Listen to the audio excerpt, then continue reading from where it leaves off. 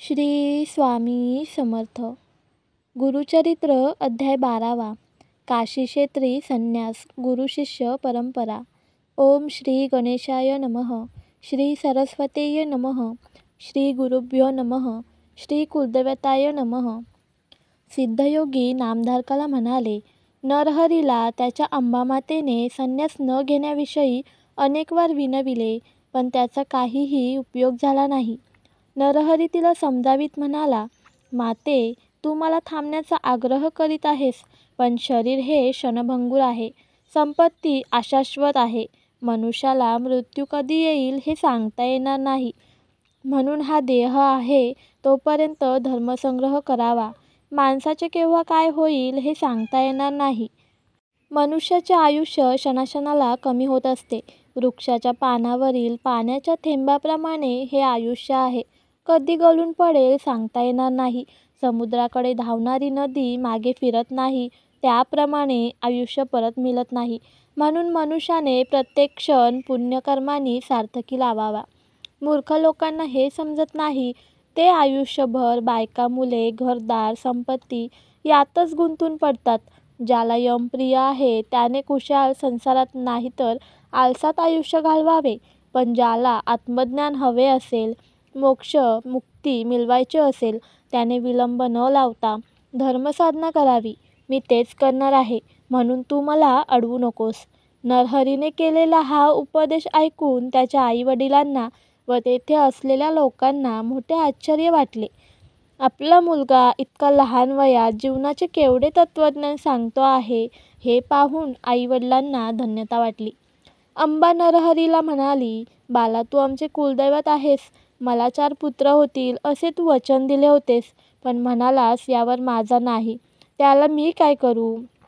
माझी तुला विनंती आहे, मला 1 पुत्र होईपर्यंत तू आमच्याजवळ राहावेस. मग मी तुला जाण्यास परवानगी देईन. माझा शब्द मोडशील तर मी प्राणत्याग करीन. त्यावर नरहरी हसून म्हणाला, माते, माझे बोलणे सत्य मान. तुला एकच काय 2 पुत्र होईपर्यंत मी तुमच्याजवळ राहीन. तुला 2 पुत्र झाले की मी थांबणार नाही. मी 1 वर्षभर तुमच्याजवळ राहीन. मग नरहरी 1 वर्ष आईवडिलांच्या जवळ राहिला. 7 वर्षाचा नरहरी सर्वांना वेद शिकवू लागला. 7 वर्षाचा हा मुलगा 4 वेद शिकवितो हे पाहून लोक थक्क झाले. मोठे मोठे विद्वान लोक नरहरीचे शिष्य बनून वेद शिकू लागले. स्वतःला षटशास्त्री म्हणविणारे लोकही नरहरीकडे येऊ लागले. त्यामुळे नरहरीची कीर्ती सर्वदूर पसरली. ते पाहून आईवडिलांना मोठी धन्यता वाटू लागली. काही दिवसांनी अंबा गरोदर राहिली. 9 मास पूर्ण होताच तिला जुळे पुत्र झाले. नरहरीचा आशीर्वाद खरा ठरला. सद्गुरूचे वचन खोटे कसे ठरेल? पुत्रप्राप्तीने आईवडिलांना अतिशय आनंद झाला. 1 वर्षाची मुदत पूर्ण होताच नरहरी मातेला म्हणाला, माते, तुझी इच्छा पूर्ण झाली आहे. तुझे हे 2 पुत्र शतायुष्य होतील. 2 पुत्र व 1 कन्या होईल. तुम्हाला कधीही काहीही कमी पडणार नाही. तुम्ही सर्वजण सुखात राहाल. तुमचे पुत्र तुमचे आयुष्यभर उत्तम सेवा करतील. तुम्ही माझे स्मरण करताच मी तुम्हाला भेटेन. तुम्ही जन्मोजन्मी शिवाची आराधना केली आहे, त्याची भावभक्तीने प्रदोष पूजा केली आहे. सुख समृद्धी, यश, कीर्ती, इहलोकी सौख्य व परलोकी मोक्षमुक्ती, कुलात सत्पुरुषाचा जन्म हे शिवभक्तीचेच फल आहे. हे सर्व काही तुम्हाला प्राप्त होईल. आता मी 30 वर्षांनी येऊन भेटेन. आता मला जाण्याची परवानगी द्या. सर्वजण नरहरीच्या पाया पडले. सर्वांच्या मनात त्याच्याबद्दल अपार श्रद्धा होती. प्रेम होते, कौतुक होते, आदर होता. सर्वजण त्याला वंदन करून आपापल्या घरी गेले. नरहरी काशीला निघाला. माधव व अंबा त्याला निरोप देण्यासाठी गावाच्या वेशीपर्यंत गेले. तेथे नरहरीने त्या दोघांना श्रीपाद, श्रीवल्लभ व श्री दत्तात्रेया रूपात दर्शन दिले. त्या दोघांना धन्य वाटले. त्यांनी त्याला साष्टांग नमस्कार केला. नरहरी बद्रिकाश्रमाकडे निघाला, पण त्या अगोदर तो काशीला गेला. तेथे त्याने काशी विश्वेश्वराने दर्शन घेतले. तेथे त्याने अत्यंत खडतर तपश्चर्या केली. नरहरीची तपश्चर्या, योगसाधना, त्याची संन्यास वृत्ती इत्यादी पाहून त्या काशी क्षेत्रातील मोठ्या मोठ्या तपस्व्यांना मोठे नवल वाटले. अनेक लोक त्याचे दर्शन घेण्यासाठी येऊ लागले.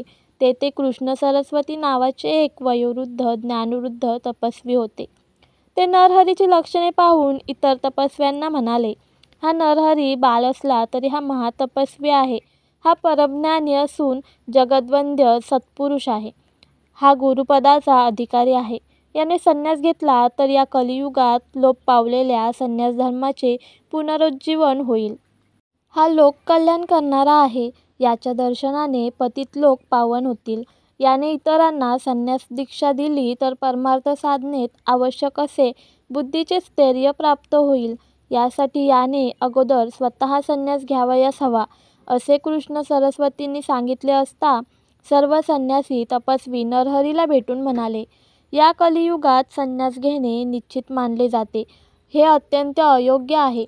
पूर्वी शंकराचार्यांनी संन्यास धर्माला प्रतिष्ठा मिळवून दिली होती. तेच कार्य आता तुम्हाला करावे लागणार आहे. यासाठी तुम्ही ही संन्यास दीक्षा घेऊन या प्राचीन परंपरेचा उद्धार करा. नरहरीने ही विनंती मान्य करून कृष्ण सरस्वतींच्या विधिवत संन्यास दीक्षा घेतली. ते नृसिंह सरस्वती झाले. सिद्धयोग्यांनी असे सांगितले असता नामधारकाने त्यांना विचारले, नरहरी म्हणजे साक्षात त्रयमूर्ती दत्तात्रेयांचे अवतार. ते गुरूंचेही गुरु जगद्गुरू असताना त्यांनी दुसरा गुरु का केला?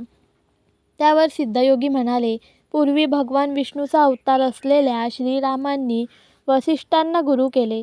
त्याचप्रमाणे भगवान योगेश्वर श्रीकृष्णांनी सांदीपनींना गुरु केले. यामुळे गुरुपदाची प्रतिष्ठा वाढली. गुरु-शिष्य परंपरा अबाधित ठेवली. हेच कार्य नरहरीने केले. नामधारकाने विचारले, हे कृष्ण सरस्वती कोण? त्यांची गुरुपरंपरा मला सांगा. नामधारकाने असे विचारले असता सिद्धयोगी म्हणाले, त्यांचा मूल गुरु भगवान शंकर. त्याने विष्णूला उपदेश केला. विष्णूंचा शिष्य ब्रह्मदेव, त्यांचा शिष्य वसिष्ठ. या क्रमाने शक्ती, पराशर, व्यास, शुक्राचार्य, गौडपादाचार्य, आचार्य, गोविंद, शंकराचार्य, विश्वरूपाचार्य, ज्ञानबोधगिरी, सिंहगिरी, ईश्वर तीर्थ, नृसिंहतीर्थ, विद्यार्थीतीर्थ, शिवतीर्थ, भारतीतीर्थ, विद्याधरण्य, विद्यार्थीतीर्थ, मलियानंद, देवतीर्थ, सरस्वती, यादवेद्री अशी ही श्रेष्ठ गुरुपरंपरा आहे. कृष्ण सरस्वती हे यादवेदांचे शिष्य. नरहरीने कृष्ण सरस्वतींपासून संन्यास दीक्षा घेतली. त्यांना नृसिंह सरस्वती असे नाव देण्यात आले.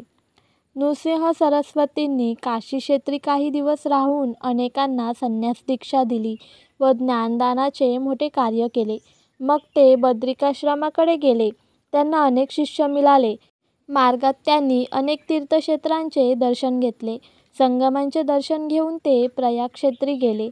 प्रयागक्षेत्री असताना त्यांना माधव नावाचा ब्राह्मण भेटला.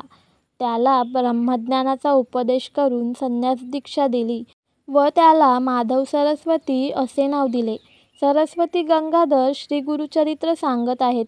याचे श्रवण केले असता चारी पुरुषार्थाची प्राप्ती होते. अशा रीतीने श्री गुरुचरमृतातील काशी क्षेत्री संन्यास गुरुशिष्य परंपरा नावाचा अध्याय 12वा समाप्त.